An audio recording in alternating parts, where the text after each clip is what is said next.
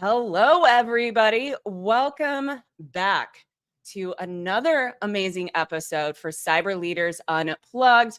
I'm your host, Jack Scott, and I am thrilled to have you here for another very insightful episode where we dive into the world of cybersecurity and tech leadership. Really quick updates on the show. I already see the chat starting to blow up. You guys are amazing. This is the last episode, you guys, but we're ending on a high note because we've got a really, really good treat guest on the show. So I'm so thrilled, but full transparency, Jax is a little tired. I got a big trip coming up and I need to really prioritize myself. So I've decided instead of getting burnt out and being able to come to you all with my best energy, this is going to be the last show for season one. However, do not dismay because I have gotten great feedback from you all. There's been great interaction. Season 2 is going to happen. We're looking at around February timeframe to kick it off. And we've already got a phenomenal rock star lineup. So stay tuned for that. But I hope you all enjoy this final episode for season 1. All right. So our guest today. I'm really, really excited about this individual. We actually work together. So Chris McAvoy is the CTO of Workforce Skills at Pearson. Chris has an impressive background that we're going to be diving into. He has built and he's scaled global distributed software engineering teams, and he's also delivered high impact SaaS products. He has worked with some of the biggest names in tech, and that includes Cognizant, Mozilla. I don't know if you guys remember that name, but I do. And Threadless. He's led innovation and he's helped develop products that have changed the way organizations manage their people and technology. He also has a deep passion for mentoring early stage startups and engineering leaders, which we are going to be diving into. And he has an extensive experience spanning cloud-based solutions to scaling engineering teams across multiple industries. We're going to be talking about his leadership journey, how we built effective engineering teams, and what is new and trending in the world of technology and cybersecurity. But really quick, and I have to say this because I used to have a joint show with Grant Thornton, and this is my personal show. So just a really quick, throwing it out there for a public service announcement. Anything said on today's show it is mine and Chris's own opinions and not opinions of Pearson. And last but definitely not least, for everybody that's joined, I see Chris, I see Space Taco, I see Rhonda. You guys are amazing. Larry, I also see you. Thank you for joining. If you're new here, hit the subscribe button, join the Outpost Gray community, come back, you won't regret it. And without further ado, let's bring Chris on the stage. Let's stick to the basics. We both know what we want. Let's just keep it simple. What is up, Chris? Welcome to Outpost Gray. Your last episode. I didn't even tell you that. Yeah, no, I feel like I'm like the cliffhanger, like we're gonna have there's a mystery at the end of it, and it'll be solved in season 2. Dun dun dun! You'll be coming back, definitely. So where are you at right now? What part of the world are you in? Yeah, so I'm in Sydney, Australia this week. We have a team down here, and so down doing 2025 planning and meeting with everybody. It's been pretty fun. Such a good leader. Get out there. How often do you travel and get to see your team out there? Well, so about every 6 months, although this time it's been close to a year. So it's, but I try to come down as often as I can. And then we have folks come to both the US and London and other places. So yeah, it's difficult. Having a big distributed team it's a real challenge. Time zones are real. So yeah. And we're going to be digging into that. So first and foremost, thank you for making the time for me and for the Outpost Gray community.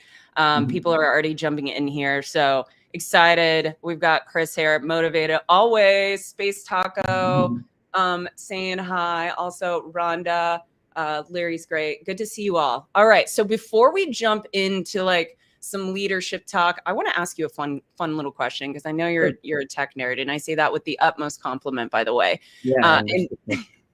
And in one of our one-on-ones, I noticed something in your background, and so I want to ask you, what is your favorite piece of retro technology? It can be like a Walkman, a Yeah. Commodore 64. Do you have like Yeah. a piece of retro technology that you're like, I just love this? Yeah, it's a good. I mean, so like, I really like old media, and I like kind of that role of trying to preserve that sort of old stuff. I think the one that I probably love the most and that I worry the most about is a 4-track, a Tascam Porta Studio, like a 4-track tape recorder from the Oh, 90s. wow. Yeah, so because I worry that, one of these days I'm going to hit a button on it and it's just not going to work, and then I'm going to have to figure out Oh, how to restore it. But yeah, I like old technology for you sure. do. Yeah, I could tell. That's awesome. Yeah. Did anybody else notice the video, the Blockbuster video in the background? I still am like, Nope, never. no, Yeah. So no, no. it's never come up. So that was, yeah. You're the only one who's ever noticed it, and it's not. I'm in the Australia Yeah, you're office. at your house, so nobody can see what we're talking about. What you should Yeah, do though is just start moving it around on the bookshelf every yeah. so often to see if anybody will eventually notice it. Yeah, I was thrilled when I found it. I mean, like, Yeah. so for the audience at home, they like Yeah, a let me see if I Blockbuster can block VHS tape. It their was pretty cool. um, It's great. video. Let me see if I can pull up. Does chat, are you guys tracking Blockbuster video and like what the videos look like? Oh, here's a great, oh gosh, this is great. Let me see if I can share my screen on this one. This will be Blockbuster video. This is a lot of them. But that right there, this one, I Yeah, mean, that's it. I think yeah, he's probably the owner, who knows? But yeah, yeah. good old Blockbuster. We had so many. I mean, this is how you did videos back in the day. There was no Yep. Netflix and chill. Yeah, right, exactly.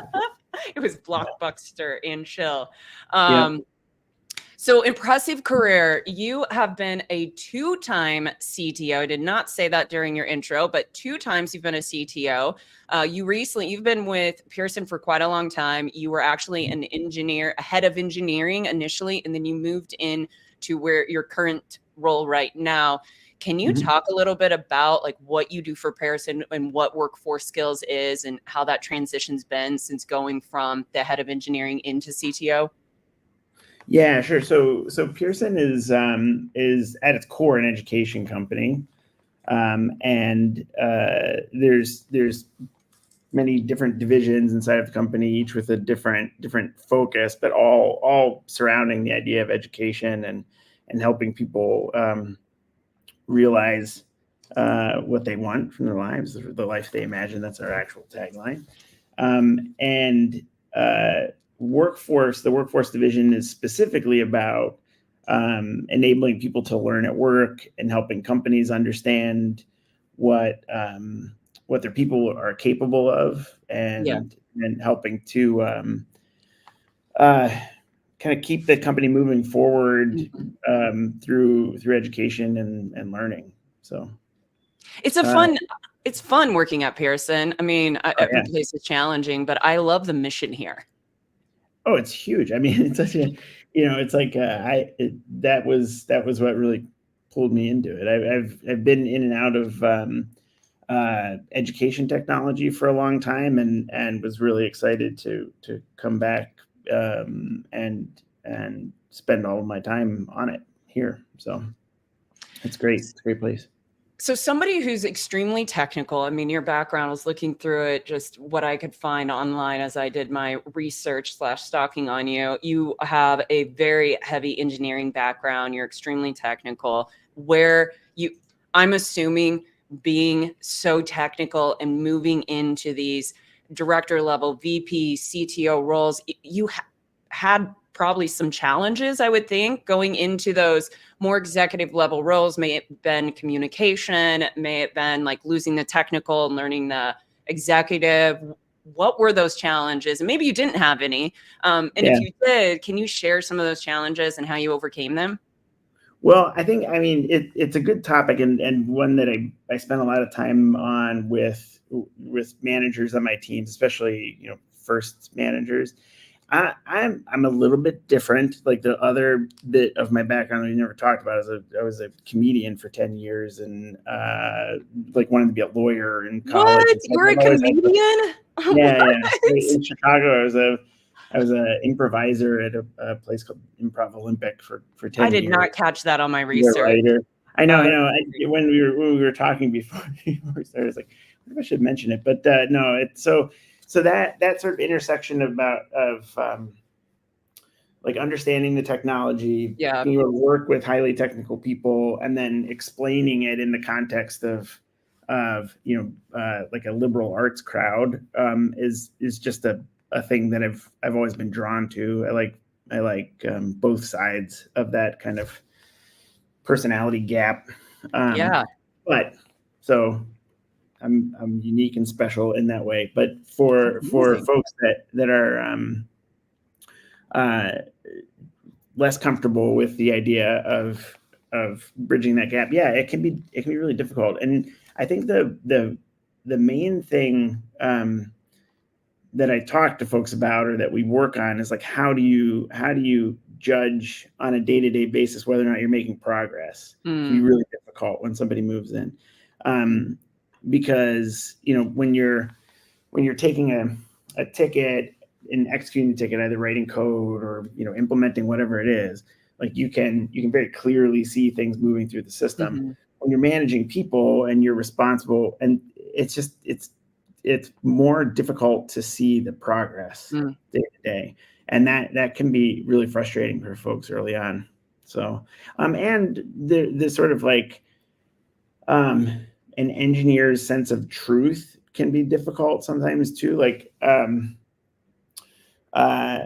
understand something and I'm objectively correct. There is no nuance. Yeah. It can be something that's like brought to a discussion pretty frequently, and so you have to learn how to be patient with folks that just need to be brought through the thinking process. I definitely struggle with that one in spite of all the other bits. So yeah. Engineers can have like they can be very opinionated. Like they can have a staunch opinion on something, and people tend to say, oh, engineers are just so hard to work with. However, I don't feel that way, probably because I've worked in the special ops, and I'm like, if you can work there, you can probably work anywhere. Yeah. But I think part of that is maybe the way that you all look at things. And so what is your opinion on individuals that might say like engineers are hard to work with? I don't like working with engineers, because I know you've probably had to deal with that. How have you overcome that, or how have you maybe mentored your engineers or other people on how to basically work better together? Yeah, trying not to react to things very quickly, like trying to listen more than you talk. And this is on the engineering side of things. Yeah. But also, like advocacy, like you're trying to make sure that you're involved in the discussion, because like the flip side of it sometimes is that engineering teams tend to just wait for direction. And something that I work really hard at is to make sure that we get the engineering team a seat at the table when we're talking about the overall business of the product or the direction that we're headed, and that their input is heard and valued. And so you have to listen a lot. You have to think through how to add to the conversation and not just start pointing out all of the inaccuracies or difficult things. But you can't step completely. You can't just sit on the back wall waiting to be told what to do. Yeah. So knowing this, and you've built and you've led successful engineering teams across the globe, what are some key things that you've noticed about, or key elements that you've noticed about building successful engineering teams? Is it, are there times where you come in and you just need to remove the people, or do you have the mindset of like, it's not really the people, it's the leadership? Like you can come in and work with anybody and get them to kind of adjust and change using these certain elements, making sure that these key elements are part of the team? Yeah. Well, a couple of things. Yeah, I've never shown up to a place and just and swapped out the entire team. I think that it's important to. I mean, especially early in my career, I've made mistakes around showing up and just going immediately to a playbook that I thought would work, and not taking the time to really understand how the team saw themselves and how the team fit in with the rest of the organization. And so kind of learned pretty early on that doesn't work. That you ask really questions. Seek to understand why things are being run the way they're being run. Yep. Yeah. But then there's also, there is an element of even when the team disagrees with something that you're confident is going to work, like you can also be right. Like so there's a give and take there. But how to sort of help a team be successful in delivering what they want to deliver and know they can deliver. I do tend to rely a lot on the understanding that this is in some cases a solved problem. Like there's always nuances to it, but that long time ago, I was at a place, this is kind of in the early days of agile software development. And we spent so much time like debating the tenets of agile software development, and we go round and round and round about this is agile, this isn't agile. I think that we're fortunate now that like things have, and even, the phrase agile isn't always accepted by teams, and can sometimes like, Scrum and things like that can be frustrating to folks. But we're at the point where things are so well defined that, when in doubt, like follow a known plan out there in the world, and then focus on delivery and results. And it can work pretty well. So hang on, I'm gonna let my cat no problem. He is freaking out over there because the door is like that cracked, and God forbid he try to open it all the way. So he's been walking around me as you've been talking, like meowing. I don't know if you guys could hear him, but he was loud. So it sounds like though, don't go in and rock the boat. Don't just like change everything right away. Seek to understand. I think that's really, really important, because a lot of executives, I feel like when they get into certain roles, I've been there too, you want to come in and make an impact and make an impression. And it sounds like was part of it because you were already the head of engineering for a little over 2 years, and then you went into the CTO role.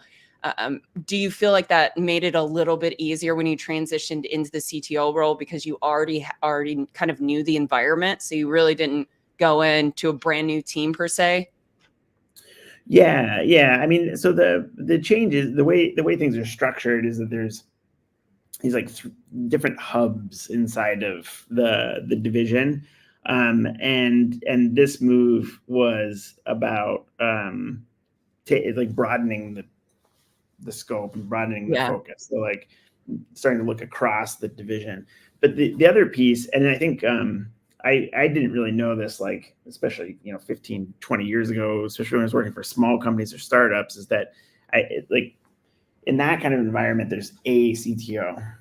But in large corporate environments, so like we have a global CTO across the organization. And then there's a CTO in each division. Kind of like how there's a president in each division and finance people in each division. So it also helped that I'm part of a network of CTOs in this kind of company, and I have really fantastic leader, like people that I report to, and so I've gotten a lot of support from other folks just to sort of understand the difference between, head of engineering for a part of the division to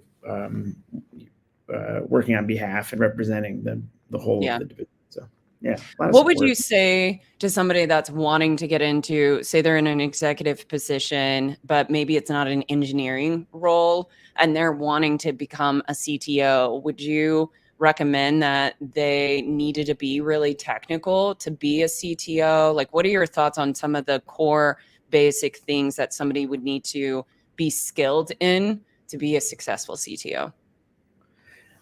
I haven't really known any CTOs that didn't come from either technology or engineering backgrounds. So I'm not entirely sure. I don't see why it couldn't work, but have you known anybody that's gone that path? Like, No, I haven't. Not at all. Most of them have been engineerings. And now I'm thinking most have had, IT, have been in the IT space. Yeah. Yeah. I don't know a lot of like cyber people that have become CTOs. They become obviously CIOs. So, Yeah. oh, actually, I take that back. Elaine was a CIO yeah. and she became a CTO, which that's actually a unique situation. You don't usually see that. Yeah. Yeah, that's true. Yeah, I'm sure it can happen. So I guess the advice very is rare. Yeah. follow your dreams. Follow your dreams. Yeah, you can do anything. Anything is possible. That's what Yeah. the show is about. Yeah. Okay, so pivoting a little bit and talking about cloud and digital transformation, since you have a really deep understanding in this space, and you've worked with partners like Amazon, Google, Microsoft on various different cloud development projects. How do you see cloud services? Like, God, when was that? Like when I was at Mandiant, 2018, 2019, like SaaS was just starting to become like a big topic of discussion. How do you see cloud services evolving, especially in the context of cybersecurity and data protection, or like in your world personally? How do you see it evolving with where we're going? Yeah, boy. I mean, so I'm old enough that when AWS started, I was doing presentations on like this is how you spin up an EC2 instance, and this is why it's interesting and cool, and there wasn't even persistent storage in the very early releases, so it was like an ephemeral container, and not really a container in terms of today's containers, but like and I would do presentations because I worked for a consulting company at the time, and then I was also really active in open source, and so we were doing a lot of talking to user groups and things like that about this stuff, and people were just not. A lot of people were not into the idea, like the thought of your data center and your kind of key assets moving into the cloud was not popular. And now it's like the opposite. You're not in the cloud, like that's shocking, and so I think it's been an interesting couple of years, but now that we're in the age of AI, it changes the whole game. Like I'm really interested right now in edge computing and like where the Apple AI is headed on the phone. Do they call it Apple AI, right? Like I for some reason I'm totally blanking on like what they actually call it. But the idea of people having more control over their personal data, Apple Intelligence, Apple Intelligence, there we go. Which is AI. It is AI. Really land. Yeah. Okay. Yeah. But running on your phone, I mean, the things are so powerful now that like this ability to do real edge processing of things, I think is where we're headed. Like it's like a step away from cloud in some ways, or like a hybridization of things. But because when everything is in the cloud, it's a little bit more difficult to know what's yours and what's the company's, and how those things are segmented. But there's something reassuring about the data only living in a device that you have physical control over. So I think that have a real impact here before too long. Yeah, and it'll be interesting to see how AI impacts that space, because as emerging technology happens, so do emerging threats follow. We do have a couple of questions. One of them actually segues really great actually into one of the questions I had around gamification. And this is hyperdrive recruiting, aka a Balake, and also known as Blank. And what are the best workforce upskilling platforms on the market. Are you familiar with any workforce upskilling platforms? Yeah, for sure. I mean, we have one in workforce. I think I'm gonna dodge the question a little bit and talk about what I think should be in an upskilling platform. So Okay. there's being able to understand where you're at today, like what your skill sets are, and having an outside in view of your skills, talents, and abilities. And it can run the spectrum from things that you've done, degrees that you've earned, but also a little bit of like insight into your personality and what you're drawn to, and sort of what you like, the quote unquote soft skills. Or talents and abilities. And then the platform should understand how to help you figure out where you want to go, and then help you build a path from where you are today to where you'd like to go. And then for a workforce, it should do the same thing for a company. So like understand at an individual level and an aggregate who your team is, like who your workforce is, and understand where the industry is going, and where you have gaps as the entity of your workforce, your company, and then help the leadership in the company help their teams, and individuals in their teams know how to get from point A to point B that lines up with what personal goals are, but also helping the company move forward. So, and yeah, we have many tools that fit into the what I just described. And I think that tied well into his other question. What are the main workforce skills being encouraged today? I want to tie this into what you were saying, though, around gamification. And I know that we have a workforce skills solution, obviously, because we're workforce skills. But what do we do, if anything, or what are your thoughts on gamification? Because it is becoming a really, really popular tool for engaging employees and learning. How do you see it being effective in applying it in workforce skills development? Yeah. So I've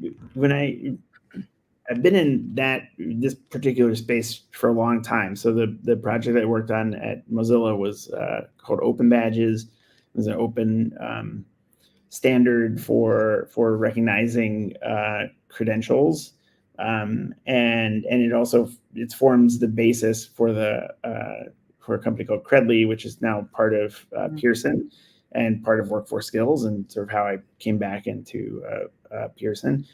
And so the idea of gamification sort of gets talked about a lot in that badging credentialing space, sometimes negatively, and so it can be a difficult phrase sometimes. But my belief, or my take on it, is that learning doesn't have to be like you sit in a classroom, do things, take a quiz, right? Learning can also be in the flow of work, and sometimes what needs to happen is just recognizing the things that you've learned as you're doing it, right?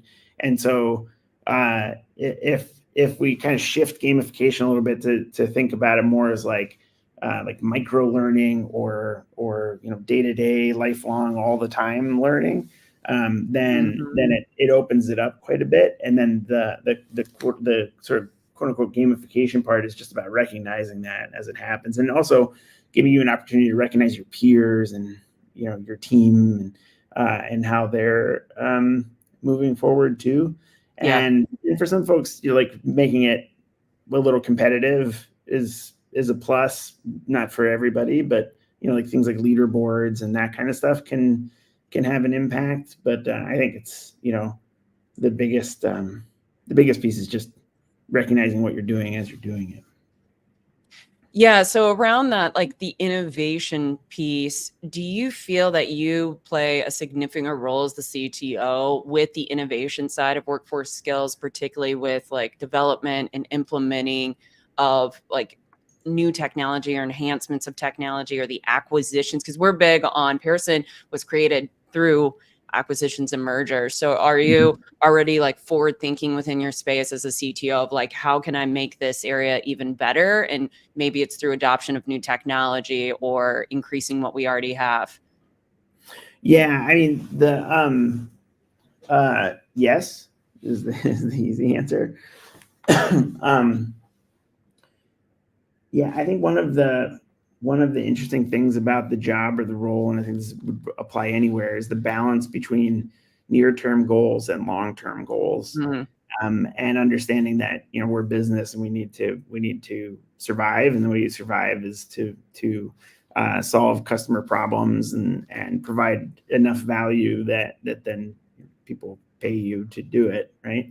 And so you can definitely think in the near term.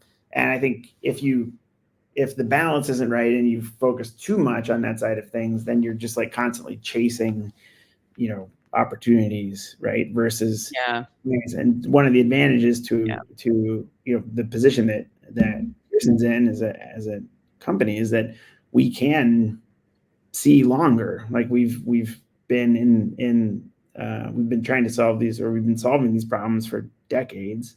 And so we're invested in the future.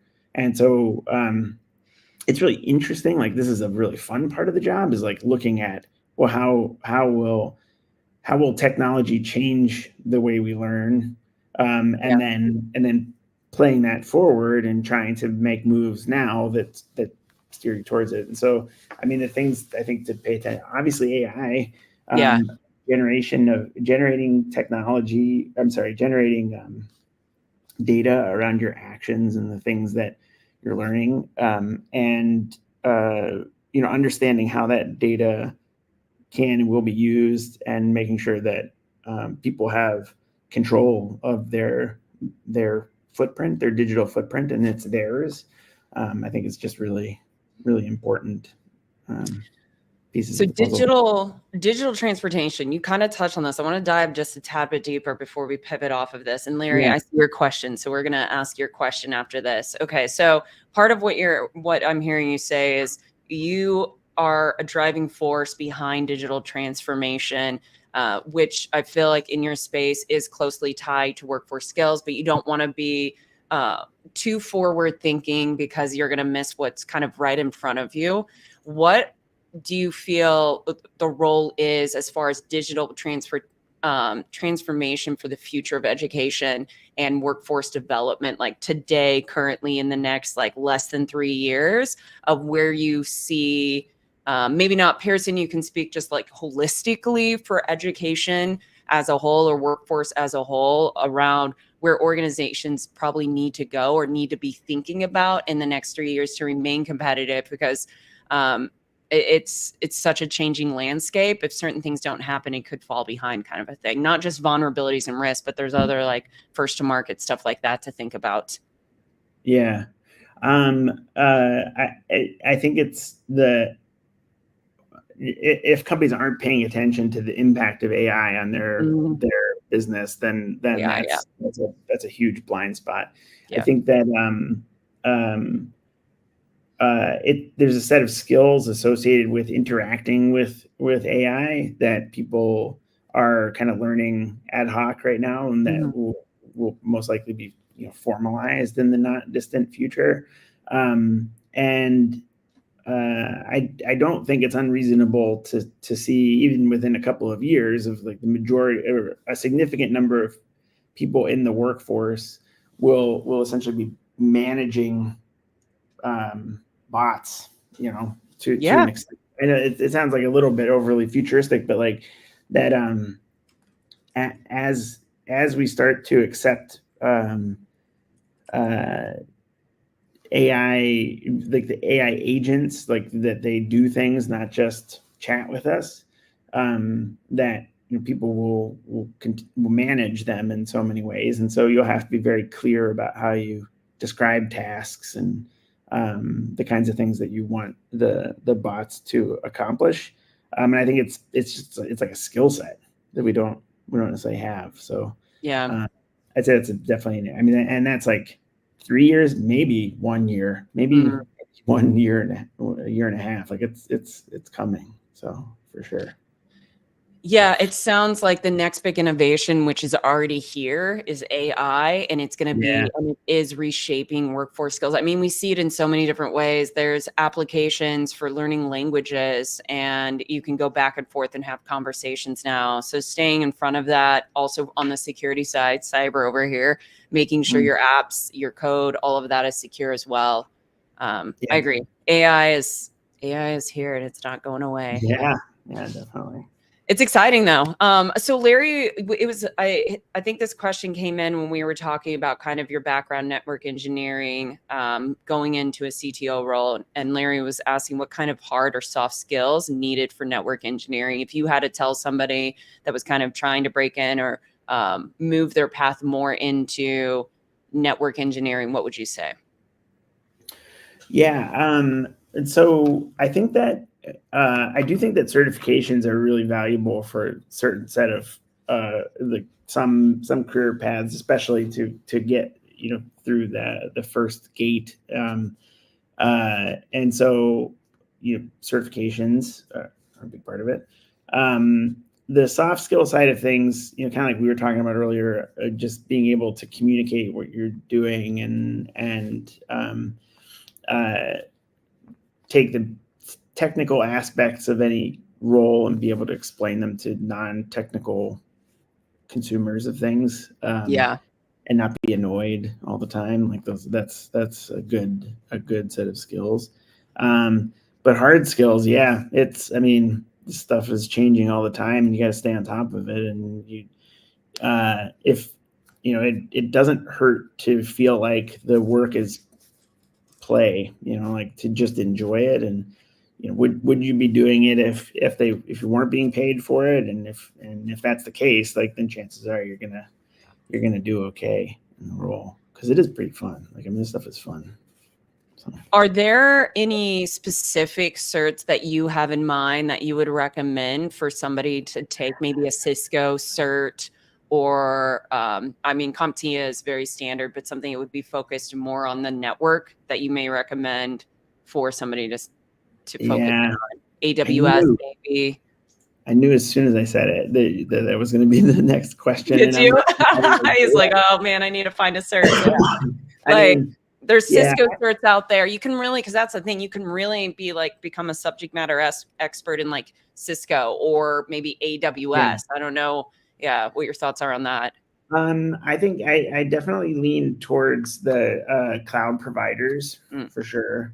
But I think that if you are, even if you want to specialize in one cloud provider or another, it really you have to understand what the non-cloud equivalents are of the different tools, so that you can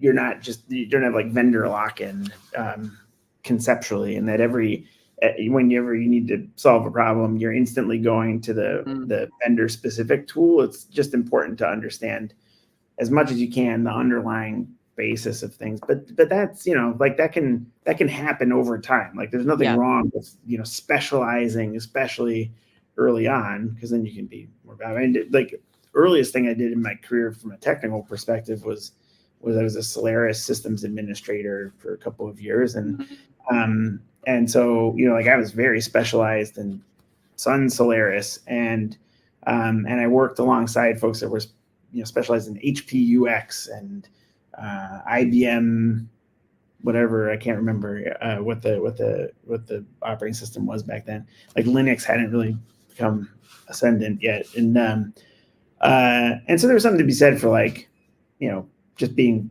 deep in one particular vendor's stack. Over time you get out of it too. So. Yep, I like it.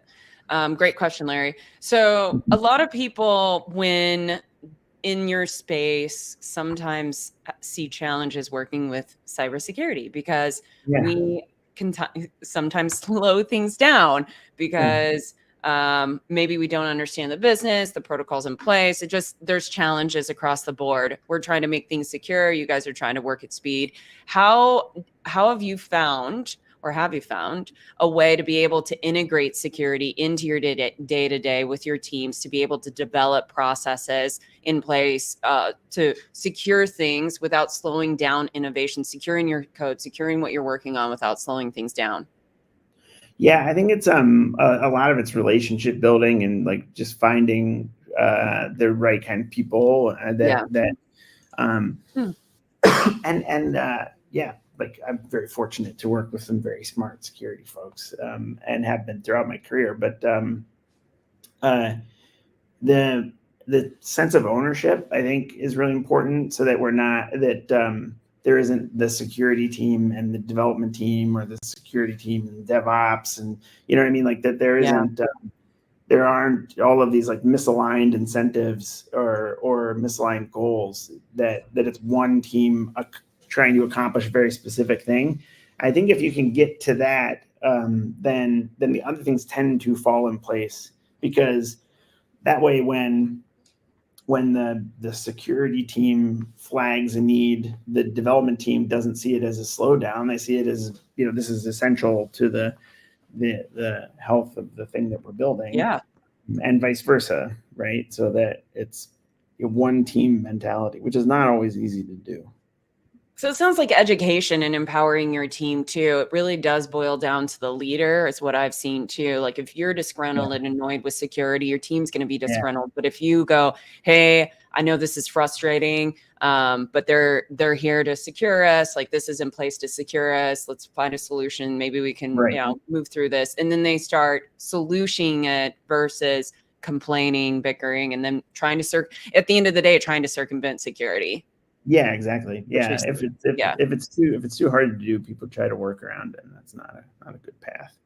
Yeah, how do you prevent that? I mean, because it seems like it's always going to happen that regardless of what you do, engineers, people are going to find ways to circumvent security. When it becomes an impediment to their daily operation, I'll add that part to it. Yeah. I mean, I don't want to like sound overly harsh or anything, but that's unacceptable. I agree. I haven't run into a situation where somebody has done something that they thought was the right thing at the time, but when pointed out to them that that's not how we do things, that they've continued. Yeah. And I feel fortunate. I know that's not the case all the time, but if it continues, I think you have to protect the organization and you have to protect the team. And you really can't have folks that just that can't see that layer of things. That's just it's toxic in so many ways. Yeah, I agree with that. That's I like your attitude of like that shouldn't happen. It sounds like you are like a very direct leader with how you deal and manage your teams, and you do mentoring. It's like you have mentorships that you help not only startups but software engineers. In that role of mentoring these engineers, what are the like key challenges? I'm assuming you probably see, I do at least with managing my teams, there's always, when you're managing technical people, many of them have neurodivergencies like myself. Like what are some of the key things that you've noticed that have helped you to be a better mentor for them, to make them better engineers, to be more effective as a team? Well, I mean, at an individual level, I think it's a lot of the advice. So there's two kind of paths. Like if somebody's interested in management, there's like a set of advice, but for somebody who wants to continue to build their career along an individual contributor, writing code path, I think it's important to always just stay a little bit ahead of the game, and I think as I really do think that participation in open source is a way of people uh, keeping fresh with technology, Yep. right? Like it's really difficult to give the advice that, like, well, when you go home, you should maybe work on some stuff Hard. too, just to Right. keep. But I do think that it sort of sets people apart. I mean, like when interviewing an individual for an individual contributor role, I do like to talk about side projects and things that people are just like interested in and I are like working on. that. Yeah. So you don't see Um, that as a negative for somebody to no, have like a YouTube channel or a blog or something like that? no, not at all. I think it's definitely a positive. So, and like, looking at their GitHub profile as an Yeah. example, whatever the wherever they participate in things. But I like to see, in GitHub, there's all the little squares. I like to see a big wall of green that says that they've, contributed to something or other almost every day. I think is a huge plus. When building out your teams, that makes me think of something, because I think we align on that. It's very interesting, though, being somebody that has a social media presence. I have been told that people will hire me, and then after they'll be like, "Hey, I had some reservations because you had such a like social media presence in your YouTube." Where I'm like you, where I see passion there, I see drive, I see motivation for the topic and the subject. When you're Yeah. interviewing people, because you're probably interviewing people that are like executive level, director level, things like that. You're not probably interviewing the more junior people.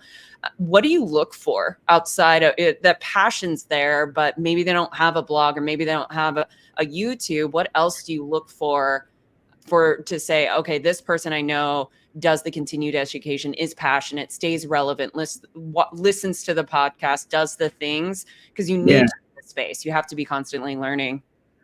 Yeah, I think like you can kind of tell when you're talking to somebody when they get excited about something. And so if there's like and everybody's different. I mean, I think it is important to when you flag neurodivergence, like I think like at some point, like what is neurotypical anymore? Yeah, Like that's it true. doesn't, What's like normal? everybody's, Yeah. yeah, like there is no such thing. And so people will demonstrate that kind of engagement in different ways. Like not Yeah. everybody's, like get a motion with their hands and get excited. And, like there's different ways of showing interest. And so, Mhm. uh, doing everything you can to try to see it, I think is important, which can be hard in an interview and it can be hard Yeah. on video. And so when it's been a little while since we've done this, but like when we're hiring software developers, to give people a little bit of space to do things in the way that they want to. Like we don't necessarily do like a coding test, but we will say like, here, here's a challenge, and get back to us in a day or two. So Mm. that and then have them explain how their approach to things. So then you just you have the potential for different ways of approaching the problem. It's not like Mhm. one exact way to do things. It can be Agreed. hard. I'm sure Agreed. I've missed in people, and that breaks my heart because you want to see, like, you want to have everybody have the opportunity to be enthusiastic in their own way. Yeah, you're absolutely right. And some people are just nervous during interviews because Yeah, it's a very introverted right. community. And so I always take that into consideration and know that people will usually come out of their shell. So trying to like read between the lines. I do go off of vibe for all my Mhm. millennials and Gen Zs over there. I do Yeah. vibe, but I have this like sixth sense where I can usually, like, as soon as I met you, I was like, oh my gosh, I really enjoy this Oh, person. It's like, cool. you're a Good to nerd. hear. It's Yeah. awesome. I love your vibe. You have a Mm. blockbuster video right behind you. And it like, but I could also tell, like, immediately you were extremely intelligent. You thought a little bit differently than me. And I actually appreciated that because you asked me certain questions that made me think differently when I was like presenting the risk assessment to you. And what Mm. I learned from that is like, okay, I need to be sure that I take these like questions, these thoughts into consideration. Because if he's thinking this way, others are probably thinking similar. Because we live in such a diverse, very technically like savvy world. Everybody is so unique. It's like you're not going to be able to fit everybody's communication style, but I think you can definitely change and adjust based on the people that you work with, because we are very different in this field. Everybody's so unique. That's what I love about it, though, too. Yeah, definitely. Yeah. Yeah. It's awesome. And I'm glad I get to work with you. So smart, like you said, really smart people. I'm like super impressed by you and your background. So before we do the final, like, hey, turn it over to you, I had one more question around workforce skills. So a lot of people are saying, AI is going to take over the workforce. I'm not going to tell you what I feel about that because I want your opinion. So people are like, AI is going to take over our jobs, and they're putting out this like fear mongering around AI. What are your thoughts on that statement? AI is going to take over our workforce. And then the second piece is maybe they do. What do you think are the most critical skills today that people need to be thinking about, like the younger generation even, to start really diving into and become familiar with so they can be successful in the next decade? Yeah, I mean, I'm definitely on the side of any kind of new technology that enables lots of new things.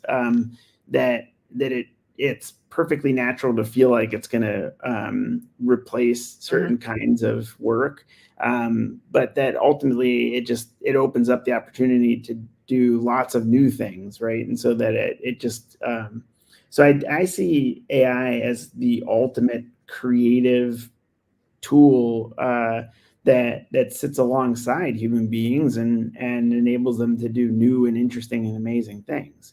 But I have no doubt that people are worried about it and companies are worried about it, and so we're going to go through a period of making sure that things are done correctly, and there'll be missteps and it'll be awkward at times, but like I'd say the thing that somebody can do, especially early in their career right now, is to not be afraid of it, but also not to not think that it's just going to solve every problem, and that to have a broad approach to understanding the industry that you want to be a part of and the roles that you want to be a part of, and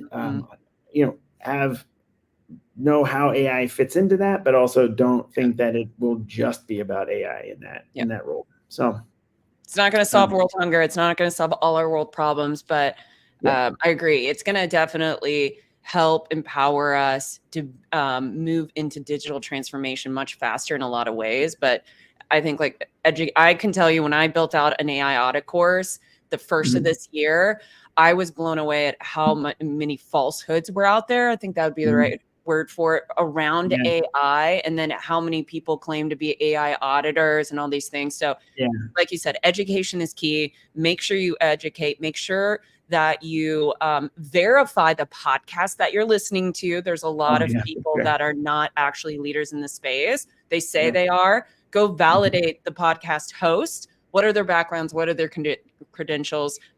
Yeah, that's really important too, because it's just like the hot button. All right, I'm going to create a podcast and get all these followings. And I don't know, I just learned AI by doing ChatGPT, and that's what's running my podcast show. So it's wild. All right, Chris. So we are within 6 minutes. I love to pass it over to my guests to give them an opportunity for the last 1 to 2 minutes to just share final thoughts with the Outpost Gray community. And then I will send you on to the green room. Okay. I think that I'm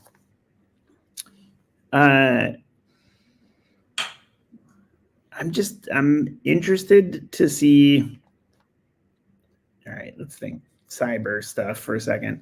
So you can do tech, cyber. It can be anything. I was thinking how to.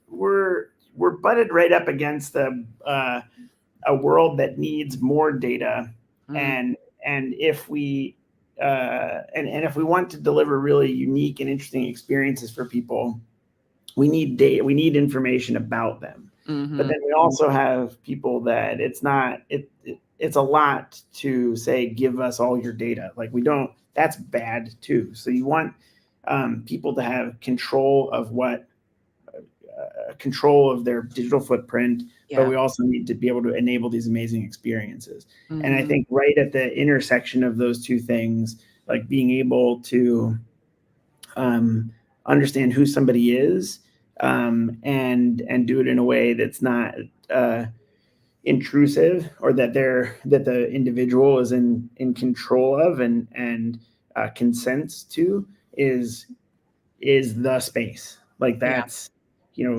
super important. And I think that cyber and privacy and all of those bits are like you're like right on where those two worlds meet. And so it's important to find the balance and to not overemphasize either side, because we're headed for an exciting and awesome future. And so let's figure out how to do it in a way that's respectful of people and people feel good about. And I think that this community has that right on their radar. So you can't do it without IT. We can't, and vice versa. You got to have the tech side, you got to have the cyber side, but we've got to work synergistically for all my synergistically folks out there that hate that word. That's right. Chris, such a fan of you. So thankful that you made time. I hope you enjoy Australia. I hope you have some time to go and explore a little bit. You're amazing. You're a rock star. Have a great rest of your day, because it's 11:30 your time or something. So I can't wait to see what happens in season 2. This is oh my gosh, it's gonna be awesome. Yeah, it'll be great. Season 2. Thank you very much. Absolutely. Bye. Woo, what a great guest to final out season 1 of Cyber Leaders Unplugged. You guys are amazing. Rhonda, thank you, Rhonda, for coming. I mean that in all honesty. You all are the reason that I do these shows. I have such a great time spending time with you all, putting out great information, being able to sit with amazing leaders in this space, talk with them, get their expertise. If you have any thoughts, opinions, topics that you want me to cover for season 2, you know how to reach me. LinkedIn, I am Jax, Jax. I would love, love, love to hear from you. Until next time, I will be seeing you all next year, but I'll still be around. I'll be around. So I'm out.